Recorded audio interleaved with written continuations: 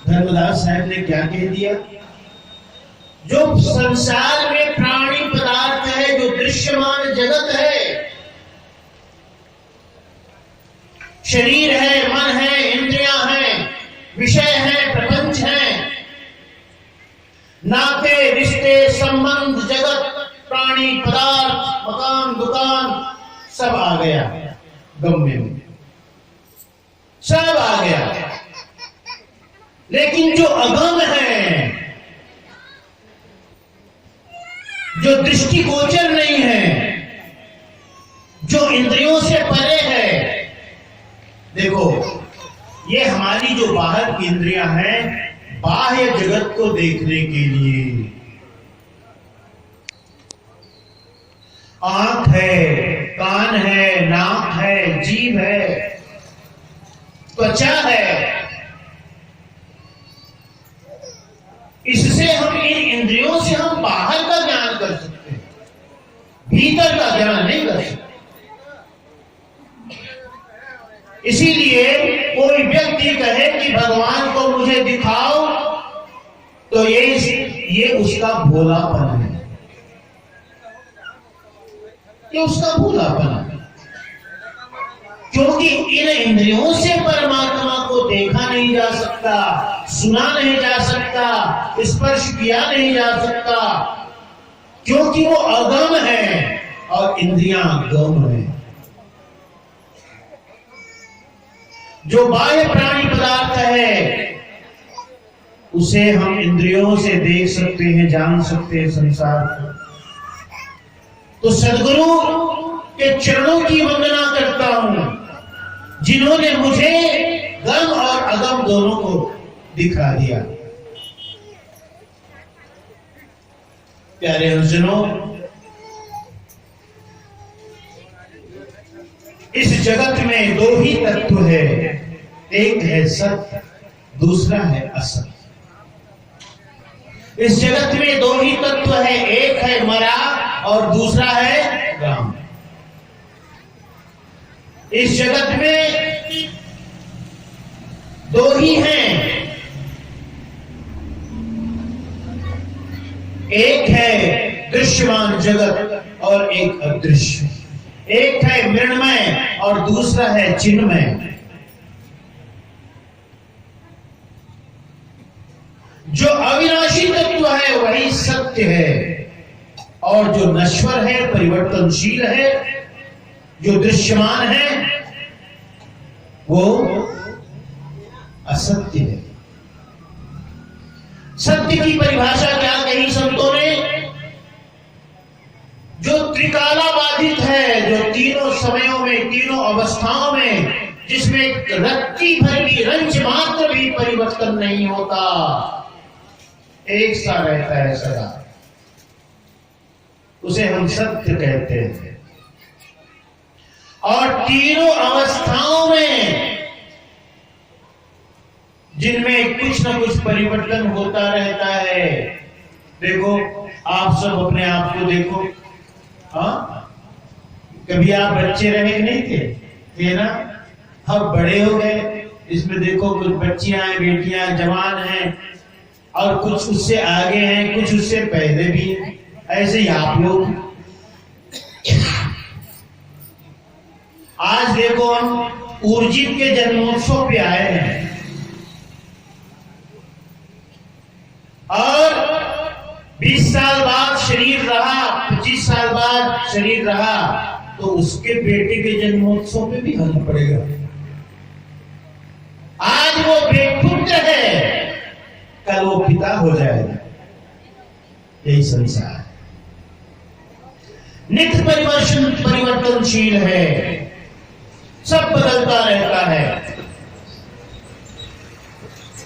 मैं आधा घंटा पहले यहां आया था, सही है ना? आधा घंटा तो मुझे हो गया है, और इस आधा घंटा में मैं कुछ न कुछ बदल गया, आप कुछ न कुछ बदल गए। इस बात को अनुभव करो, ये सत्य है। अब ये बात हो रही कि आधे घंटे में पता नहीं चलता परिवर्तन, क्योंकि इतना धीमा परिवर्तन है, इतना धीमा है कि आधा घंटे में आपको कोई अंतर नहीं मालूम पड़ेगा। लेकिन इस आधा घंटे में कुछ न कुछ परिवर्तन हमारे में आ गया, बिल्कुल आ गया। यही आधा घंटा तो मिलकर 1 घंटा होता है, और 1 घंटा 2 घंटा 2 घंटा फिर 4 घंटा और 24 घंटा एक दिन, और फिर 1 दिन 2 दिन 4 दिन करके साल, और साल के बाद 2 साल 3 साल 4 साल।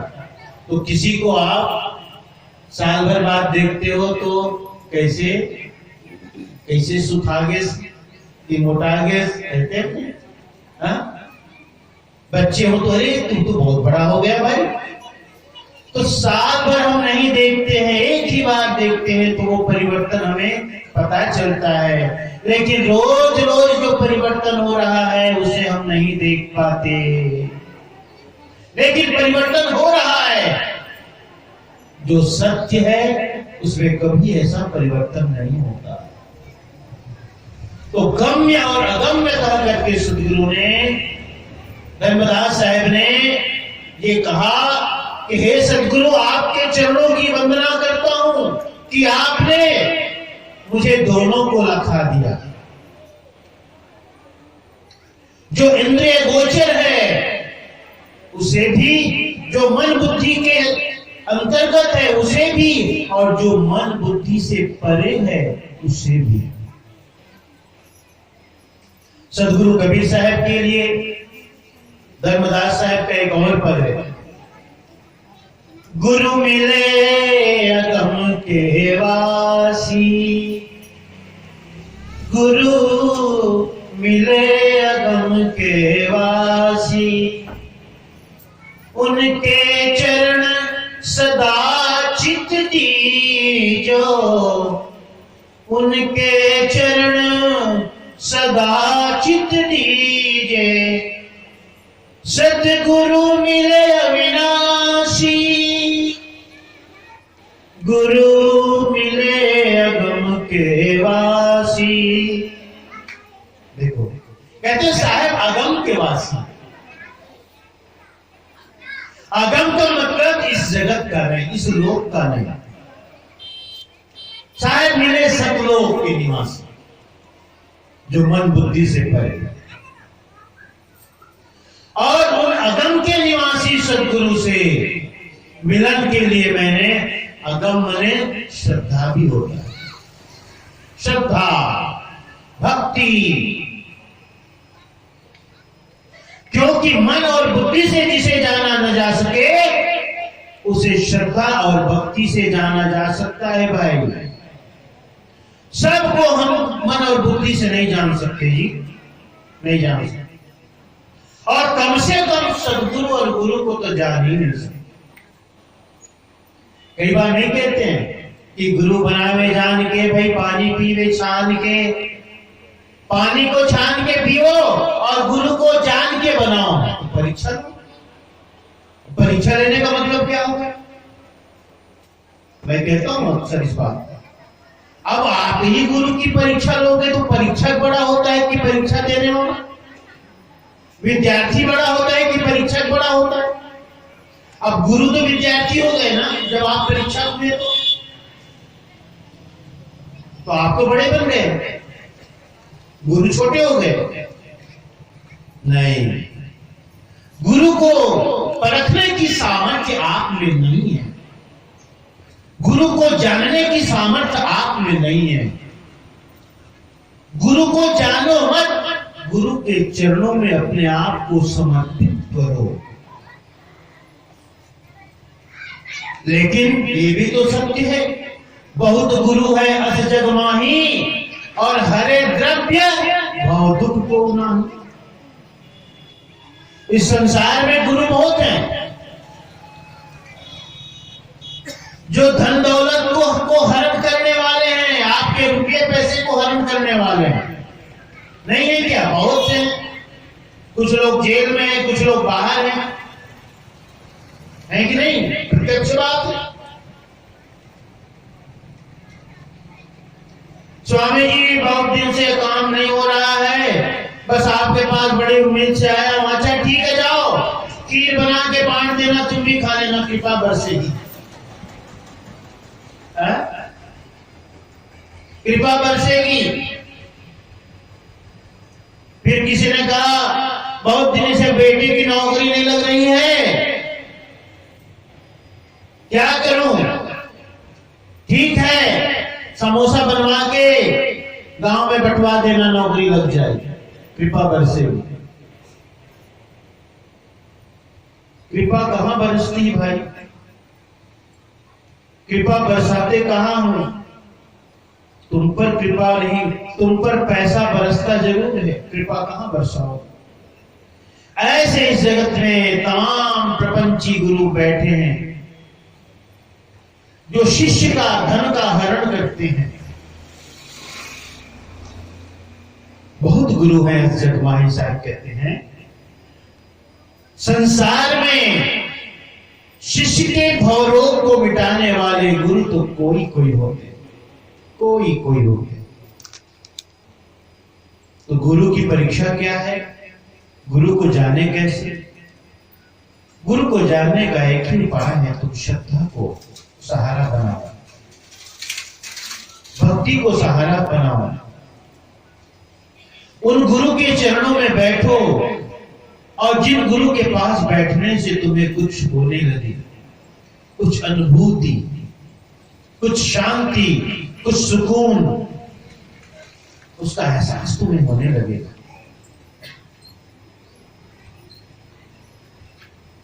जो बड़े महापुरुष होते हैं उनके जीवन में इतना तप होता है, इतना साधन भजन सुमिरन होता है कि उनकी तरंगें दूर दूर तक फैली होती है।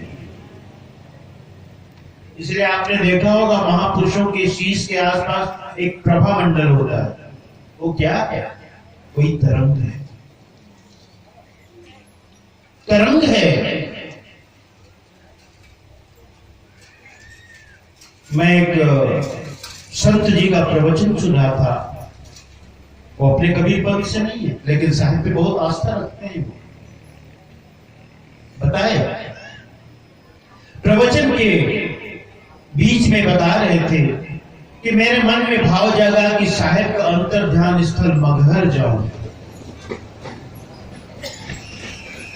तो मैं गाड़ी में सवार होकर मगहर जाने की तैयारी किया, जाने लगा।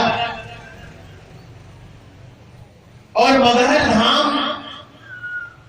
लगभग 20-25 किलोमीटर दूर था, और 20 किलोमीटर के दायरा में आते ही मेरे अंदर कुछ घटने लगा, कुछ अनुभव होने लगा। देखो उस सीमा में आते ही मेरे अंदर कुछ होने लगा, एक अलग अनुभूति, एक अलग एहसास। देखो संतों के सानिध्य का, संतों की संगति का ये असर होता है। इसलिए तो कहते हैं संतों की संगति करो, गुरु के पास बैठो, संत गुरुजन के पास बैठो। और संत गुरुजन के पास बैठो तो हमेशा कुछ पूछने के लिए ही नहीं बैठो, कुछ जानने के लिए मत बैठो। कभी कभी संत गुरु के पास बैठो तो चुपचाप मौन शांत होकर के बैठो। संत गुरु बैठे हैं, शांत बैठे हैं, मौन होकर बैठे हैं, तो उनके मौन को भी पियो, उनको मौन को भी ग्रहण करो। शांत बैठे हैं, आप भी शांत बैठ जाओ, क्योंकि अक्सर मौन संवाद जो होता है ना, वो बड़ा असरकारक होता है। दो ज्ञानियों के बीच में कभी भी ज्ञान वार्ता नहीं होती, मौन संवाद होता है। दो पहुंचे हुए, दो सिद्ध महापुरुष, दो ज्ञानी पुरुष जब आपस में बैठेंगे तो कभी देखना दोनों के बीच में कोई ज्ञान चर्चा नहीं होती, सिर्फ मौन सदता है। दोनों शांत बैठे, क्या बोला? जो पाना था पा लिया गया, हीरा पायो गांठ गठियायो बार बार बाबू क्यों खोले, और मन मस्त हुआ तो क्यों बोले।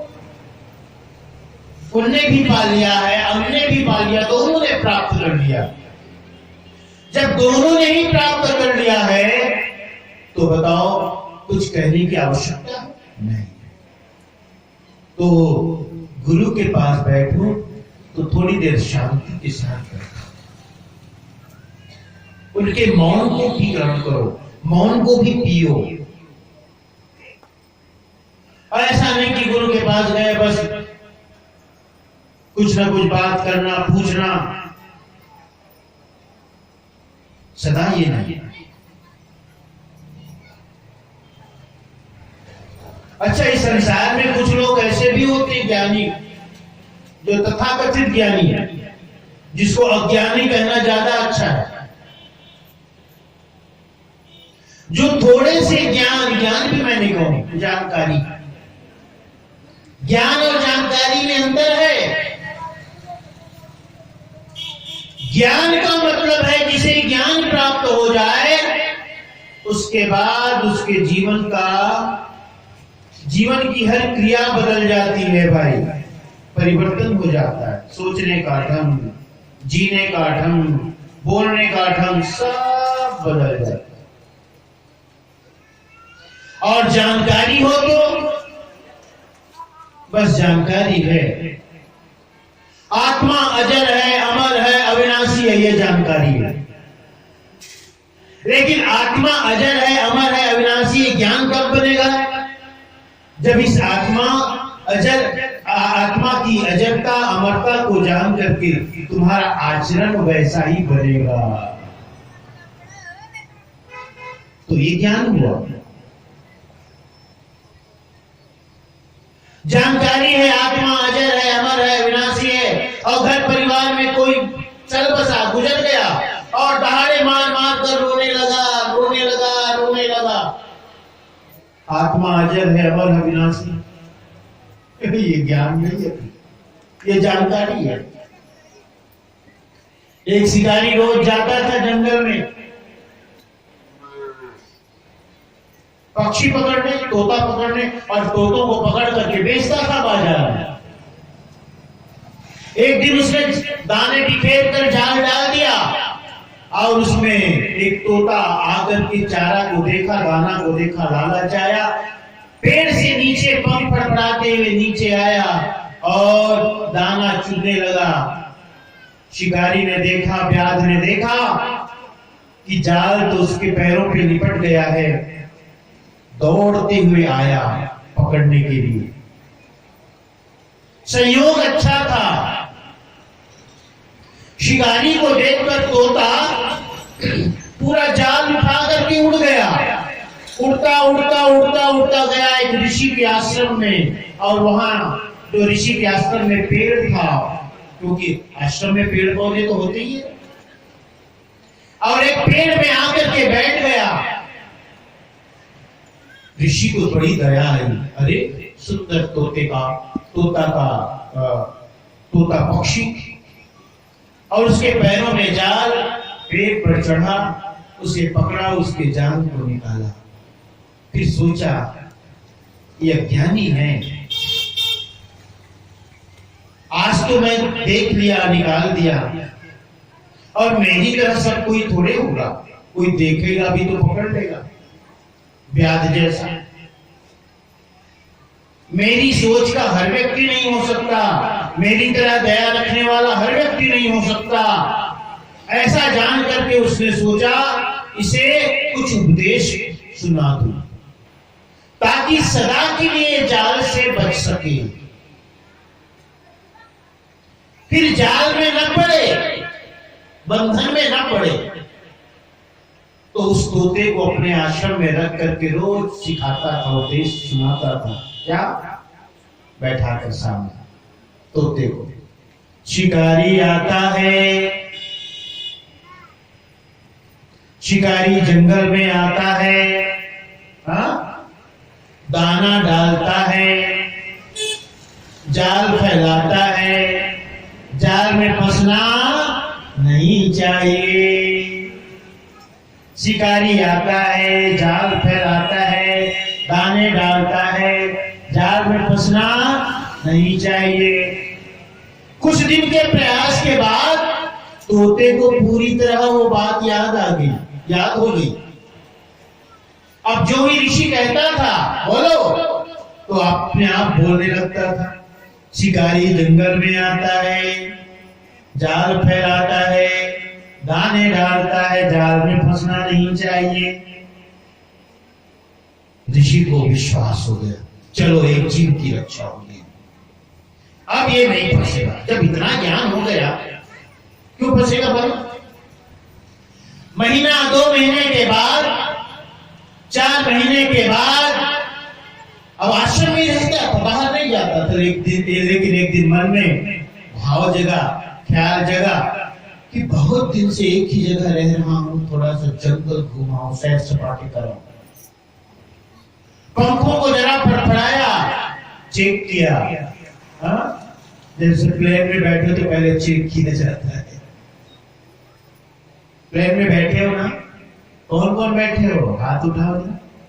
अच्छा महाराज बैठ गए, वाह क्या बात है। प्लेन में बैठो तो उसके क्या बोलते हैं, उसके डैने में पीछे तरफ उड़ने से पहले उसको चेक किया जाता है, ऐसे ऐसे वो हवा की दिशा बदलता है। पहले ऐसे ऐसे उठाया जाता है, गिराया जाता है, चेक किया। उसने अपने पंखों को फड़फड़ाया, हाँ उड़ सकता हो। फिर अपने पंखों को फड़फड़ाता दूर उड़ गया और एक ऊंचा पेड़ में, ऊंची डाल में बैठ गया। चारों तरफ निहारने लगा। क्या सुंदर बगीचा, क्या सुंदर वन है, वन प्रदेश है। चारों तरफ हरियाली, ऊंचे ऊंचे दरख्त, हाँ कहीं पहाड़, कहीं पर्वत, कहीं नदी, झरने, बड़ा मनोरम दृश्य था। फिर नीचे की तरफ देख, ऊपर देखने के बाद नीचे की तरफ देखा, तो नीचे की तरफ देखा तो वही दाना बिखरा हुआ। अरे वाह, ये तो बहुत सुंदर दाना खाने के लिए। फिर से पंख फड़फड़ाता नीचे आया और दाने चुगने लगा। तब तक वही ब्याज दौड़ता हुआ आया। इस बार किस्मत फिर अच्छी निकली, वो पूरे जाल को लेकर उड़ गया। उड़ता उड़ता उड़ता उड़ता ऋषि के आश्रम में पहुंचा। पेड़ में बैठा और पेड़ में बैठा बैठा दूर आता है कौन? वही तोता। शिकारी जंगल में आता है, जाल फैलाता है, दाने डालता है, जाल में फंसना नहीं चाहिए। ऋषि अपनी कुटिया से निकला, कहां है, कहां बोल रहा है? देखा पेड़ में है और पैरों में जाल है। सुन करके बड़ी हंसी आई इस ऋषि को और हंसता हुआ कहता, हंसते हंसते ऋषि कहते हैं, अरे मूर्ख, जब इतना ज्ञान ही था तो फंसा क्यों? जब इतना ज्ञान है ही तुमको तो फंसा क्यों फिर? इसी को कहते हैं जानकारी। ये ज्ञान नहीं है, जानकारी। आत्मा अजर है, अमर है, अविनाशी है, लेकिन संसार से मोह छूटा नहीं। ये जानकारी है। प्यारे हंसनों, धर्मदास साहब इस वंदना पद के द्वारा कहते हैं, प्रथम बंदों सदगुरु चरण जिन अगम अगम में रखा गया।